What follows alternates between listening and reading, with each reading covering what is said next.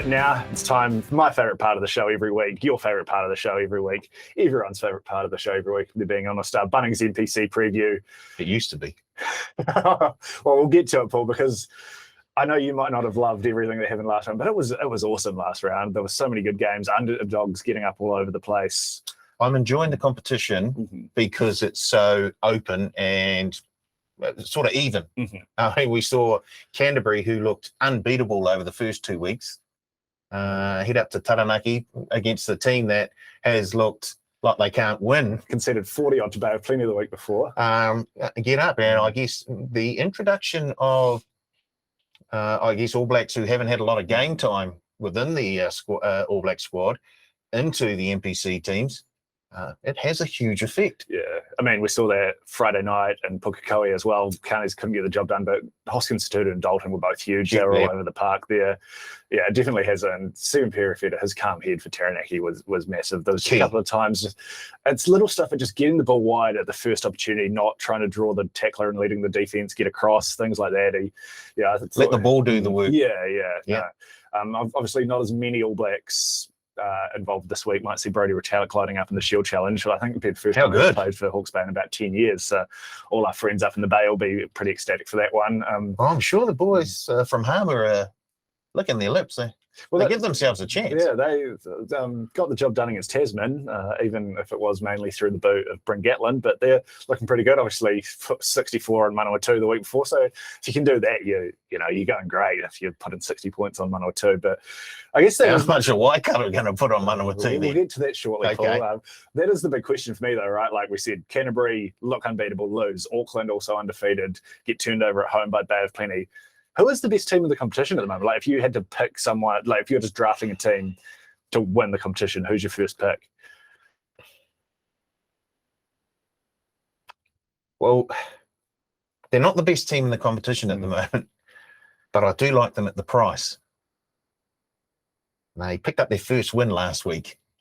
So I do like them. I do like Taranaki. Oh yeah, the $21. I think that seems massive, right? Like they're going to get. It's not just Perifeta. They're going to get so many more reinforcements back in that forward pack. They've been. Do any of the Barretts come from Taranaki? Well, Bowden might need to have a couple of rehab starts after this little niggle he picked up. So you never know. I know that they love playing for Taranaki whenever they get the chance. They'd be absolutely desperate to get out in the amber and black at least once this season if they are afforded the opportunity by All Blacks management. But it wouldn't surprise me that All Blacks play Saturday night and then one or two Barretts sneak away and turn up here in Wellington to take on the Lions. They might not need to after I don't know from Wellington last week. They're in all sorts. I cannot believe no Perifeta, so that is a huge out for Taranaki.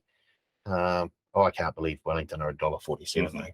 Yeah, I didn't get any official betting from Richard before he left for the mainland this week, but he did say my best bet is just whoever's Wellington's playing. So he's on the 6.5 already. I actually am surprised. I took the 270 the second it opened up on Monday. I was like, I'm diving in on this because I thought that was going to disappear very quickly. But no, there's obviously been a little bit of support for your Lions in the market because they're holding strong at $1.47. I'd like to see the team named. Yeah. Well, I'd like to see both teams named, but the 270 on the face of it does look very, very attractive. Because we're getting into a bit of sort of the running gag we had with the Hurricanes this season territory with the Lions, where they might just play a different backline every week and never settle on anything. Like Ruben Love, I thought looked very dangerous when he came on in the second half, but it seemed like him and TJ Perenara had only been introduced about 4 minutes before the game with a couple of the crossing lines, shall we say, they ran and things like that. It did look like some of the team had not trained with some of the other others in the team at all so far this season. So, and they didn't look like they had a cohesive game plan. It looked like they lacked a wee bit of leadership there at times as well. It was one of the poorest displays I've seen from a Wellington team in a while, and there've been some poor ones. I do think we need to give a bit of credit to the Taniwha too, because they were great. One of my sort of the biggest shocks of the season so far, only conceding the one try and a narrow loss to Waikato. Other than that, they've been very good. They have. Yeah. Morby's been great at the back for them. That was one thing I was going to say. That if he keeps playing like this, the idea of Geordie at 12 for the Hurricanes next season doesn't look quite so upsetting if he's your man at 15, because he was huge and terrible conditions. He was one guy that didn't look like he was on skates the whole game. No.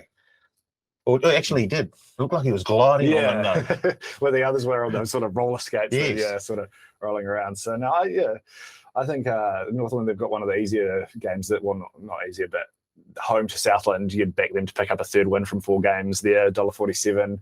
Just, I sort of touched on it, but absolutely gutting about Jack Goodhue needing to go back under the knife. He was starting to look like the Jack Goodhue we all know and love from a few years ago in the 2 games he's had for Northland. So hopefully he can get that knee issue fixed up and be back in the All Blacks fold for hopefully the Northern Tour. But don't forget that season power play we tipped out as well. Northland or Southland to make the quarters. What was it? Was it 21? 21s, I think. 21, and they came in quickly to around $15. I'll leave out the part you said afterwards. Well, I'm not, because I'm going to say it where you said I'm essentially taking Southland to make the quarterfinals. But no, I think Northland are. Well, I still doesn't matter how you get a win. Have to go back to my notes every week because I can never remember who's in which of these odds and evens conferences. But Northland sitting 4th currently, and they are on the tough side of the draw. They are on the tough side. But Tasman obviously off to a bit of. But who have they played so far? Northland. Well, they've played Wellington. Waikato and Taranaki. 2 of the 3, we both think better teams in the competition with 3 of the 3, because I still think Waikato, I think, would be my first pick if I was just picking a team to win the whole thing. They've got the job done so far for the most part. Obviously, the draw with Hawke's Bay first week, but they're the only team not to lose a game so far this season. They've also had not the easiest draw, all things considered, playing counties with the 3 All Blacks there. They've just got so much talent in that backline. Damien McKenzie's so new back into the fold. If he's not going to get called into the All Black squad, that backline's only going to get more comfortable, more used to each other. Hopefully, Semi Penifina can bump off, be back to full health. He looked like he picked up a bit of a shoulder knock in the second half in Pukekohe, but he was carrying the ball like a real menace there. I think. Which brings me to the point start in the Waikato Manawatu game. Is it enough? Well, because since my best bet for this round is Waikato minus 2. I don't honestly I don't want to pile on. It's been a tough season for Manawatu so far, and they're really struggling numbers wise. The boys are giving it their all, but there's no score that's out of question for Waikato in this game, I don't think. No. Yeah, they could, if they want to, they could put on a real show. I guess they can. They'll probably be tempted to pile all the reserves on early in the second half if they've got a bit of a score up already, and that's when games can sort of start to fall apart a wee bit. They've got so much depth in their backline, though. You're going to have guys like maybe Xavier Rowe, Alapati Leoa, legitimately good NPC players coming off the maybe we'll see a few of these younger guns. Gideon Rampling's a guy I'm really excited to see get some more runs. So they're still going to be pretty dangerous no matter who they're bringing off the bench. Yeah. Manawatu. No, I do think, the 26.5 looks pretty short to me. Obviously, Manawatu's defence is just in all sorts at the moment. They got off to a good start against Hawke's Bay, but when the Magpies really put the foot to the fire, they ramped off 43 points pretty quickly, conceded 64 the game before that. So that's a tough. I'll give my value bet now because it's in the same game and it's total points, bands, 71 or more at 380. I think, we've seen Manawatu concede 60 plus twice already in 4 games. That's certainly not out of the question here again. What's your my best bet? Yeah. Taranaki plus 6.5. I thought you might. If that was 7.5, that'd be a take it to the bank job. Just that one little point, leave yourself open. But I've got Taranaki in my staking plans too. But not going to argue against anyone backing Taranaki minus 6.5. So that's your best bet. How about a bit of value? Well, I was going to go Taranaki as well, but seeing as Rissi has thrown in Taranaki as one of his bets, I'm going to go Hawke's Bay 12 and under. Yeah. I think they hold on. I do. I don't see them losing the Shield this season.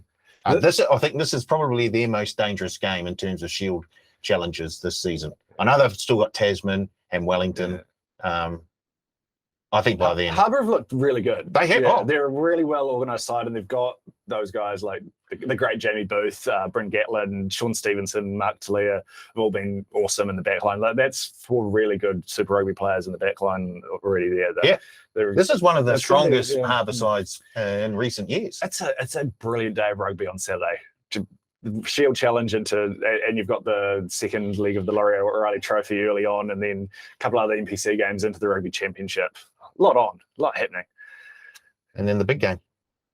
Yes. Oh, sorry, you said the Laurie O'Reilly. That's the first game. That's an early kickoff. And have we got odds for that? I didn't see them. What would you get? Waikato versus the Black Ferns points scored. Who are you taking there? Waikato against the Black Ferns. You serious? Yeah. I mean, are you asking for a point start? No. Who's going to score more points? Oh, yeah. I hear what you're saying. Because was it Wayne Smith or one of the Black Ferns coaching staff? They just scored 50. So we left 4 or 5 tries out there. So day game in Adelaide. They're the curtain raiser, aren't they? Yeah. I see Waikato scoring more than the Black Ferns. Okay. Yeah. No. I mean, Australia back home. Yeah. They'll make a few tweaks. I guess they'll have the home crowd behind them. I'm not sure what Wayne Smith will do. Will he try a few new things in terms of the squad sort of thing? But Wayne Smith trying things is usually a good thing. It's a very good thing. But Waikato, oh boy. Okay, we're moving on. Moving on. No teams out yet, unfortunately, or very few teams. I think we've seen the Tasman lineup, but that's about it. But we're still going to get a try scorer tip off you. If you had to pick one player to get across the white line over the weekend in the Bunnings NPC. Yeah, get on a hooker. Don't take that out of context. Yeah. No, Eklund. Had a very good game at Eden Park, obviously familiar surroundings. I've just got written down any Waikato player, but I'm going to stick with the I'll say Damien McKenzie, presuming he starts in the 10 jersey. I think he's ready had a great sort of game management performance in Pukekohe on Friday night, but I think he, give him a bit more space. He's going to have a wee bit more freedom. Yeah. But I'll also just say, as always, because I'm pretty sure if you do this every week, you're going to come out on top. Back whoever's wearing 2 for Hawke's Bay, there'll be a rolling ball. They'll probably be on the end of it, and he'll probably get across the white line at some stage. So Tyrone Thompson did it last week, but unfortunately he was in the 16 jersey, not the 2. Whoever it is, if it's him or Keanu, just keep backing him. You'll come out well, and then you won't be surprised to hear my upset alert. Taranaki, $2.70. It's dangerous when we're all on the same thing. It usually doesn't happen, does it? No, it doesn't. Well, you'd be happy about that. You've got to do something to get Wellington Rugby back up and running. The only upset I see happening outside of that Taranaki game is maybe Tasman at home against Canterbury at $2.90. I know Canterbury will be hurting after that loss last weekend, but I love these sort of Super Rugby derby matches. And Cullen Grace just scares me a wee bit, to be fair. We'll get to it in a second, but I think Canterbury could be in for a big performance there. But one game, mate, could potentially absolute, not for me, but we haven't really touched on Auckland versus the resurgent Razorbacks. We've got to give them credit after panning them in our pre-season preview show. They're absolutely flying, heading up to Eden Park, looking to be the second straight team to take the 4 points back from the City of Sales. Do you give them much of a chance? No. Well, I'll give them a slight chance, but I don't see Auckland losing 2 in a row at Eden Park. Yeah, I'm still a few of these young talents in the Otago team intrigue me. If I was them, I'd be playing Cam Miller at 10 every week. He has put his hand up, a real player. Right, he's going to have a Super Rugby contract next season. I mean, he might be the answer for the Highlanders at 10 if he keeps going like this. Oh, don't tell Kyle Tiley, crikey. He's a great. I'd be fired up if I was a Waikato.